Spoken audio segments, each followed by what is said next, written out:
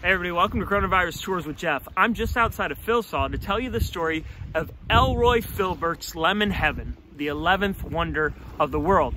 Now, what is that all about? Behind me you'll see Lake Mortimer. Locals know that Lake Mortimer is actually a reservoir that was formed out of what was originally known as Warsaw Creek.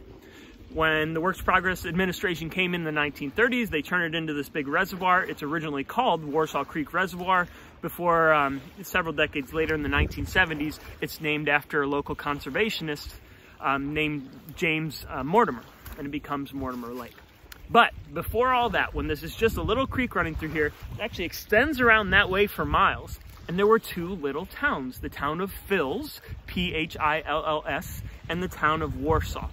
Now those two towns disappeared when the reservoir was built. They actually combined, and that's why you have the town of Filsaw nearby, P-H-I-L-L-S-A-W. And if you've ever met somebody from Filsaw, they're very proud of their high school sports nickname, their team nickname. They are the Filsaw Lemon Diggers. Now that doesn't make a whole lot of sense. Enter Elroy Filbert's Lemon Heaven.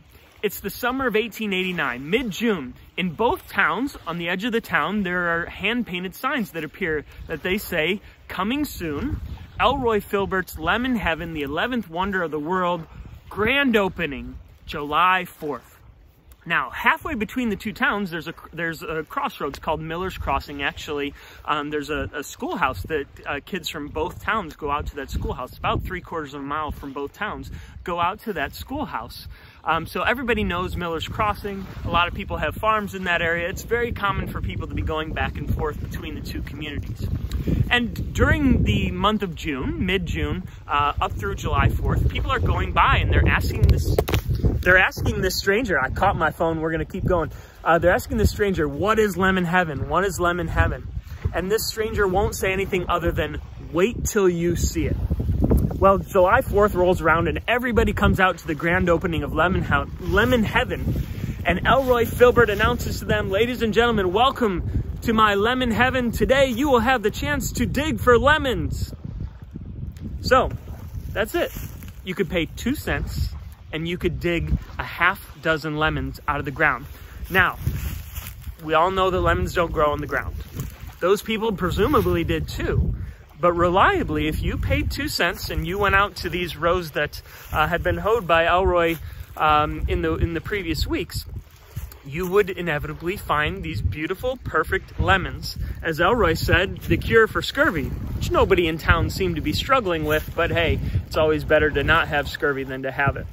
So Elroy Filbert's Lemon Heaven is a smashing success. People are coming from all over the county for the entire 3 weeks that he remains open. Every day, hundreds and hundreds of lemons are taken off this property. And you might say, how many did he have? And aren't these underground? Aren't they getting kind of nasty? Well, that's the real mystery. Nobody ever saw Elroy leave. Nobody ever saw Elroy take a delivery. And Elroy certainly did not have enough space on this old hunting cabin that he had kind of taken over to be storing all these lemons. So where did Elroy's lemons come from? Nobody knows. Without notice, Elroy disappears overnight. After about 3 weeks of Lemon Heaven being open, it was a smashing success. People can't believe he left, but he's gone. And they assume, well, and they hope, maybe Lemon Heaven will come back next year. But Elroy Filbert's Lemon Heaven never comes back to the area. It never appears anywhere else, at least by any records that we can find. And Lemon Heaven is a mystery. It ends up at the bottom of a lake, so there's not anything physically that we can trace back to the site. The only trace that we have are just stories that people told back in that glorious summer of 1889.